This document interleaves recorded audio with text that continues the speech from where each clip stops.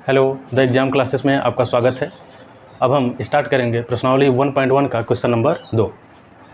इसमें दिया गया है कि कोई भी धनात्मक विषम पूर्णांक हमारा क्या होना चाहिए, 6q + 1, 6q + 3 एंड 6q + 5 का होना चाहिए, और जहाँ q क्या है कोई पूर्णांक हो। ओके, तो इसमें हम क्या करेंगे, सबसे पहले मानेंगे, क्योंकि हमारा क्या है कोई धनात्मक पूर्णांक कैसा हो, विषम पूर्णांक। तो यहाँ पे मान के चलेंगे, माना कोई धनात्मक विषम पूर्णांक हमारा क्या है a। ठीक है, थोड़ा सा इसको बड़ा लिख लेते हैं। मैंने कोई मान लिया, कोई हमारा विषम धनात्मक पूर्णांक क्या है, हमारा a है। ठीक, एंड अब b कहाँ से आएगा, ध्यान दीजिएगा। b यहाँ पे यूक्लिड विभाजन प्रमेयिका में हमने क्या पढ़ा है, इसको इस तरीके से रिप्रेजेंट करते हैं कि a = bq + rc। ठीक, और यहाँ पे जो इससे अगर कंपेयर करें तो q के साथ क्या है 6 है, यहाँ भी q के साथ 6 है, यहाँ भी q के साथ क्या है 6 है, सभी जगह 6 है। तो इसका मतलब q के साथ जो होगा वो हमारा क्या होगा 6 होगा। तो b की वैल्यू हमें क्या मिल गई, b = 6। अब क्या करेंगे, यहाँ पे a तथा b = 6 में यूक्लिड विभाजन प्रमेयिका, यूक्लिड विभाजन प्रमेयिका से, इसके थ्रू हम क्या करेंगे, यूक्लिड विभाजन प्रमेयिका से हम a और b = 6 में हम इसको प्रूव करना चाहेंगे विषम पूर्णांक कैसे आएगा। ठीक, तो यहाँ पे हम क्या सबसे पहले लिखेंगे a बराबर, b की वैल्यू 6 हो गई है तो 6q + r, वहाँ क्या था r, यहाँ देख लीजिए bq + r होता है। तो r की प्लेस की वैल्यू ध्यान दीजिएगा, r प्लेस वैल्यू जो है यहाँ पे इसकी मान ये क्या है शेषफल है, ये शेषफल होता है। तो शेषफल का मान कहाँ से कहाँ तक संभावित हो सकती है, इसमें हम क्या करेंगे, 6 जो है हमारा भाजक है, और जो भाजक होता है शेषफल हमेशा 0 या फिर 0 से बड़ा हो सकता है और भाजक से हमेशा छोटा ही रहेगा। ठीक, तो इसका r का शेषफल, जो शेषफल का संभावित मान है, शेषफल का संभावित मान, शेषफल का संभावित मान क्या क्या हो सकता है। तो यहाँ पे जो शेषफल है ध्यान दीजिएगा वो 0 से बड़ा हो सकता है या फिर बराबर r क्या है शेषफल है, किससे, भाजक से। भाजक हमारा है कितना, भाजक 6 है, तो 6 से हमेशा छोटा ही रहेगा और 0 या फिर 0 से बड़ा हो सकता है। ठीक, इसके बीच में सभी पूर्णांक संख्या जितने आएंगे, कितने आ सकती हैं, 0 हो सकता है, और कितने आएंगे, r की वैल्यू 1 हो सकती है, 2 हो सकती है, 3, 4, 5 तक जा सकती है। 6 नहीं होगा क्योंकि यहाँ पे बराबर नहीं लगा हुआ है, तो 6 नहीं ले सकते हैं। 0, 1, 2, 3, 4, 5 तक हमारी जाएगी। अब क्या करेंगे हम यहाँ पे कि अब r की अलग अलग वैल्यू को, ये सब क्या है शेषफल r का ही तो मान है, r का मान यही सब है। अब इस मान को हम क्या करेंगे, इस इक्वेशन में रखेंगे, इसको इक्वेशन नंबर पहला मान लेते हैं। ठीक, इक्वेशन नंबर फर्स्ट मान लेते हैं। यहाँ क्या करेंगे, जब r = 0, क्योंकि r का मान पहला हम क्या ले रहे हैं 0 ले रहे हैं, r अगर 0 पहले ले रहे हैं तब क्या हो सकता है, तब हमारा मान क्या आएगा, a बराबर यहाँ पे क्या है 6q + r की वैल्यू 0 ले लिया। ठीक, अब यहाँ पे क्या है कि a बराबर 0 का मान तो ख़त्म हो गया वैसे भी, तो यहाँ पे क्या आ गया 6q, पहला मान हुआ। अब 6q जो है हमारा सम है कि विषम है, क्योंकि हमें प्रूव क्या करना था विषम पूर्णांक। तो 6q जो है 2 से डिविजिबल है, अगर इसको मैं 2 से डिवाइड भी करूँ तो 2 से 6 क्या होगा, कट जाएगा। इसका मतलब ये डिविजिबल है, जो संख्या 2 से हमारा क्या हो डिविजिबल हो, मतलब भाग जो चला जाए, इसका मतलब है वो सम संख्या होती है। तो यहाँ पे हमारा जो ये मिला है, ये क्या मिला, सम संख्या, ये हमारा सम संख्या हो गया। जब r हमारा 0 था तब के लिए हमारा a क्या था, सम संख्या। ऐसे ही जब r बराबर 1 हो जाए, क्योंकि 0 के बाद 1 लेंगे, जब 1 हो जाए तो उस टाइम क्या होगा, हम इसको क्या करेंगे, जो r का मान है इसी में रखेंगे बार बार। तो हमारा क्या था a बराबर क्या है 6q + 1। ठीक, अब हमारा जब ये सम संख्या है 6q क्या था, 2 से भाग चला गया था, जब 2 से भाग चला गया, सम संख्या है तो ये भी तो सम संख्या होगी। और सम संख्या में अगर हमने 1 जोड़ दिया, ये हमारा क्या है, सम। ये क्या है, एक क्या होता है, विषम संख्या होती है, तो ये क्या हो जाएगी, विषम। और सम में विषम को अगर हम जोड़ते हैं तो हमेशा क्या आता है, विषम संख्या ही आता है। ठीक, जोड़ दीजिए तो क्या आ जाएगा, ये हमेशा विषम संख्या, विषम। ये कैसे आता है, इसको मैं दिखा दे रहा हूँ। सम, कोई सम संख्या ले लीजिए 2, सम संख्या में विषम अगर जोड़ देंगे, अगर 1 क्या है, विषम है, हमेशा 3 आएगा। 5 में हम क्या जोड़ दें, 3 जोड़ दें, ये सम, ये विषम था। यहाँ पे क्या करते हैं, 4 है, 4 में हम किसको जोड़ दें, विषम संख्या। विषम संख्या कोई भी ले सकते हैं, मैंने 3 ले लिया, 4 3 7। तो हमेशा सम में विषम जोड़ रहे हैं तो क्या आ रहा है, विषम आ रहा है। सम में विषम जोड़ रहे हैं तो विषम आ रहा है। इसका मतलब क्या हो गया कि सम संख्या में विषम संख्या, सम संख्या विषम संख्या जोड़ेंगे तो हमेशा क्या आएगा, विषम संख्या। ठीक, ये पहला था हमारा। सेकेंड, जब r हमारा 0 1 हो गया, अब क्या है, 2 3 4 5, तो हमारा क्या करेंगे, यहाँ से हम आगे बढ़ते हैं। जब r क्या हो जाए, जब r बराबर 2, जब r 2 हो जाए तो उस टाइम पे हमारा a क्या होगा, 6q प्लस 2। ठीक, अब 6q हमारा क्या था, सम। ये हमारा क्या है, सम है। ये क्या है, ये भी हमारा सम है। अब दोनों क्या है, जोड़ रहा है, तो सम संख्या में सम संख्या अगर जोड़ेंगे तो हमेशा क्या आता है, सम संख्या।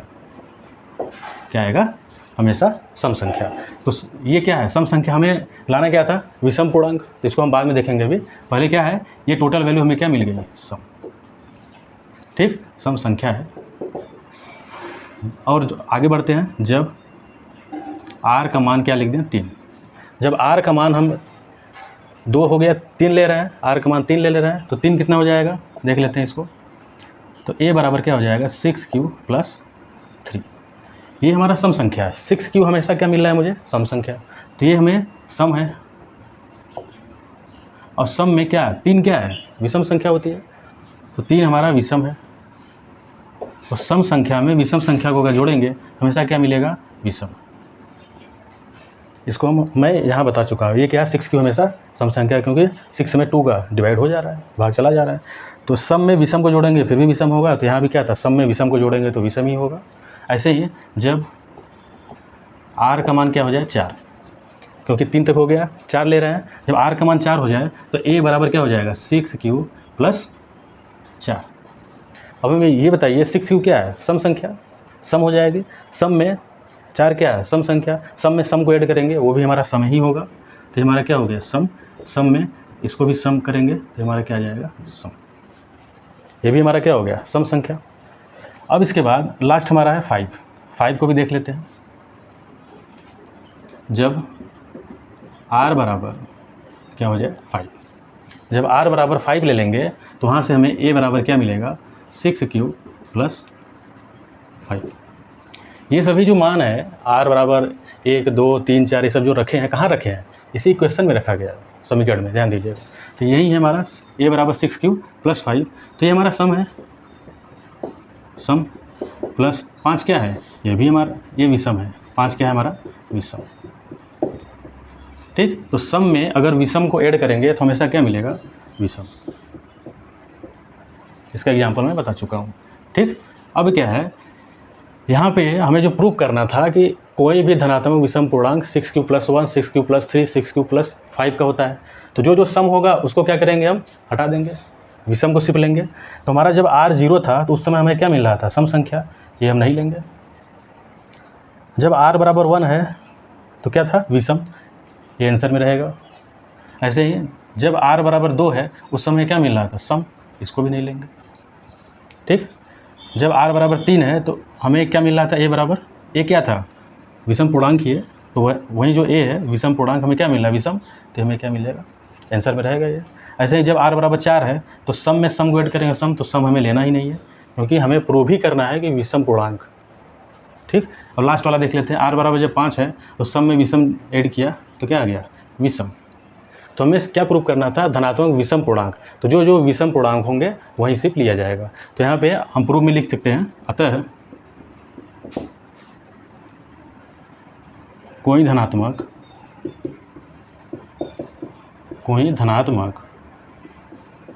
विषम पूर्णांक, कोई धनात्मक विषम पूर्णांक ए हम क्या माने थे, यहाँ पे ए माना गया है। ए किस रूप का होगा, 6q + 1, और किस रूप होगा, 6q + 3 के रूप का होगा, और लास्ट क्या है, 6q + 5 के रूप का होगा। यही तीन इसके क्या है, प्रोसेस होंगे हमारे, 6q + 1, 6q + 3, 6q + 5। यही बोल रहा था धनात्मक विषम पूर्णांक इस रूप का है, इसको प्रूव करके बताइए। तो मैंने इसको क्या किया, सभी को अलग अलग वैल्यू रख के पुटअप करके चेक किया, कोई सम आ रहा है कोई विषम आ रहा है, तो हमें क्या लेना था, विषम। अगर यहाँ पे सम की बात करता, विषम ना बोल के सम की बात करता, तो क्या लेते हैं, जो जो विषम संख्या आ रही होंगी उसको हटा के क्या ले लेंगे, सम संख्या के बारे में ले लेंगे। तो हमारा क्या हो जाता कि ये 6q + 2 एंड 6q + 4 सम संख्या में आती है। विषम संख्या में क्या क्या आई है, 6q + 1, 6q + 3 एंड 6q + 5। यही इसका सलूशन है। यहाँ पे हम क्या लिख सकते हैं, हेंस प्रूव्ड, मतलब इति सिद्ध।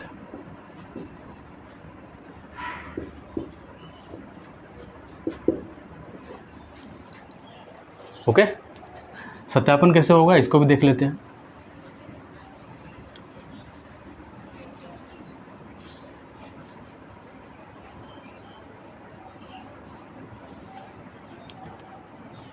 सत्यापन अगर करना चाहें तो हमें विषम पूर्णांक लेना था। तो हमारा क्या है, कोई भी ए पूर्णांक हम किस फॉर्म में लिख रहे थे, a = 6q + r के फॉर्म में। और विषम पूर्णांक क्या क्या है, 1, 3 और 5। तो r की जगह पे क्या क्या हो जाएगा, एक बार 1 हो सकता है, 6q + 3 भी हो सकता है, r 6q + 5 हो सकता है। तो a की वैल्यू कुछ भी ले लीजिए, क्योंकि ये क्या है, विषम पूर्णांक। जब ये पूरा हमारा विषम पूर्णांक बता रहा है, इसका मतलब a भी हमारा क्या होगा, विषम पूर्णांक। कोई भी पूर्णांक ले लीजिए, मैंने ले लिया 3। 3 तो 6 से कटेगा नहीं, कुछ बड़ा ले लेते हैं, जैसे 13 ले लिया।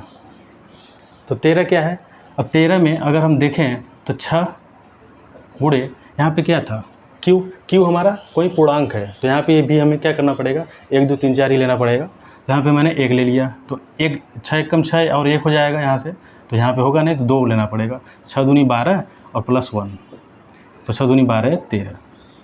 इसका मतलब ये दोनों बराबर होने से मतलब क्या है कि ये जो हमारा है विषम पूर्णांक बता रहा था, तभी तो आया दोनों बराबर। अब यहाँ क्या करते हैं, अगर मैं इसको लेके चलूँ तो ये क्या है, 6q + 3। तो 6q + 3 क्या है, ये मेरा विषम बता रहा था, तो मैं यहाँ क्या ले रहा हूँ, कोई 15, कोई विषम पूर्णांक क्या ले लें, 15 ले लेते हैं। जब 15 ले लिया तो यहाँ पे क्या लिख सकते हैं, 6q के प्लेस पे ऐसा संख्या ले लीजिए जो 15 के आसपास हमें पढ़ने पे मिल जाए। तो 6 दूनी 12, 6 दूनी 12 प्लस कितना ऐड करना पड़ेगा, 3। अभी जब इसको लेके चल रहे हैं तो इसका मतलब 3 इसमें ऐड करना पड़ेगा। जब 3 इसको हम क्या करेंगे, जोड़ेंगे, तो 6 दूनी 12, 3 कितना हो गया, 15। जब हमारा ये 15 बता रहा था, ए 15 बता रहा है, इसका मतलब इसके बराबर किसको लिखे थे, इसको तो लिखे थे। ये भी हमारा क्या बता दिया, 15। तो इसका मतलब ये भी हमारा क्या है, विषम पूर्णांक बता रहा है, ये भी विषम पूर्णांक। ऐसे ही हमारा ये भी विषम पूर्णांक ही बताएगा। ठीक, ये पूरा रहा इसका प्रूफ, क्वेश्चन नंबर 2 का। अब हम आते हैं क्वेश्चन नंबर 3 में। इसमें क्या है कि किसी परेड में 616 सदस्यों वाली एक सेना की टुकड़ी है, 32 सदस्यों वाले एक आर्मी बैंड के पीछे क्या करना है, मार्च करना है। दोनों समूहों के समान संख्या वाले स्तंभों में मार्च करना है। उन स्तंभों की अधिकतम संख्या क्या है जिसमें वे मार्च कर सकते हैं। अधिकतम संख्या को ध्यान दीजिएगा, ये इम्पोर्टेंट है। अधिकतम संख्या के आधार पर ही सलूशन ये होगा। तो इसमें क्या है कि कभी भी क्वेश्चन में अधिकतम की बात करें या फिर ज़्यादा से ज़्यादा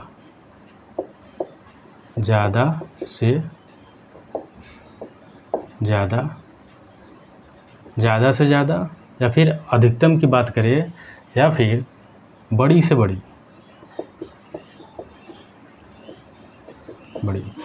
बड़ी ये तीनों अगर कंडीशन कहीं पे आ रहे हो तो ध्यान दीजिएगा, उन सभी में हमेशा क्या निकालेंगे, HCF निकाला जाता है।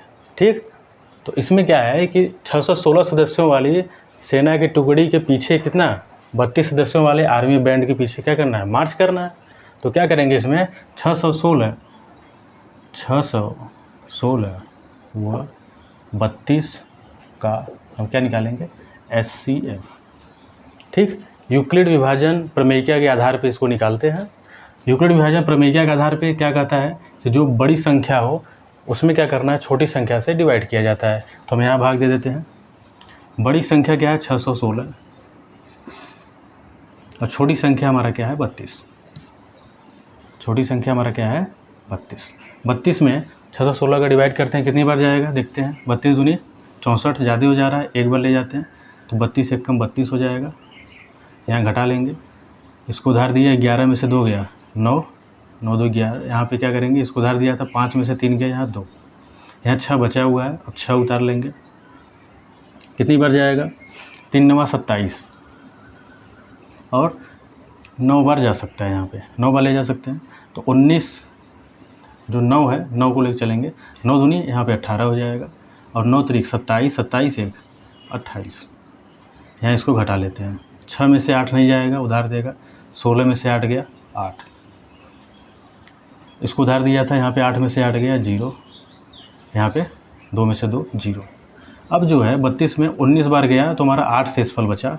शेषफल देखिए यहाँ 0 नहीं आया। HCF में क्या होता है, यूक्लिड विभाजन प्रमेयिका के आधार पे इसको लगाएंगे यहाँ पे, यूक्लिड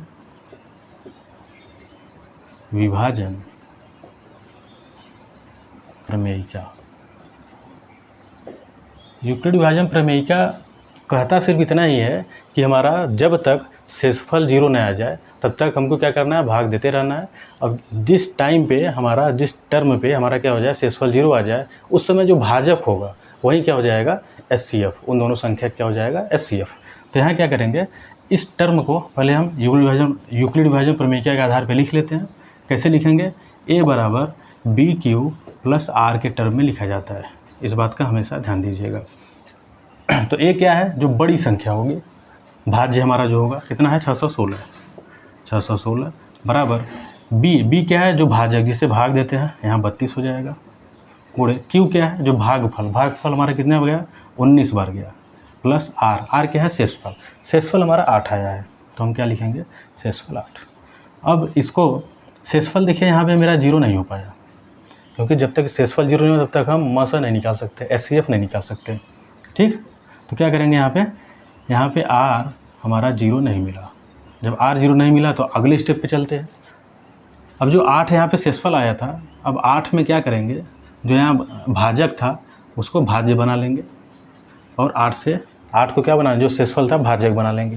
डिवाइड करते हैं, 8 चौक कितनी बार हो जाएगा, 8 चौक 32, 4 बार में हमारा 0 0 आ गया, शेषफल यहाँ 0 मिल गया। तो इसको यहाँ पे यूक्लिड विभाजन प्रमेयिका के आधार पे लिख लेते हैं। हमारा भाज्य क्या है, 32, भाजक क्या है, वहाँ पे 8 से डिवाइड कर रहे थे, भाग दे रहे थे, कितनी बार गया, 4 बार, भागफल प्लस शेषफल कितना आया, 0।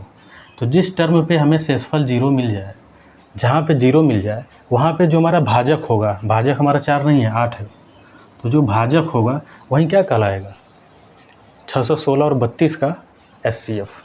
तो क्या हो गया, अतः, या फिर यहाँ पे हम लिख सकते हैं, ये हमारा क्या है, HCF।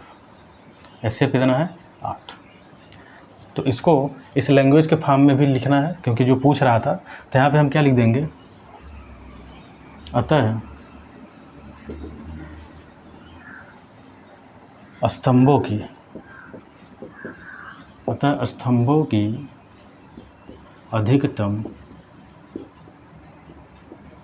अधिकतम संख्या कितनी हो जाएगी, 8। यही हमारा क्या है, आंसर। ठीक, 8 हो जाएगी यहाँ पे।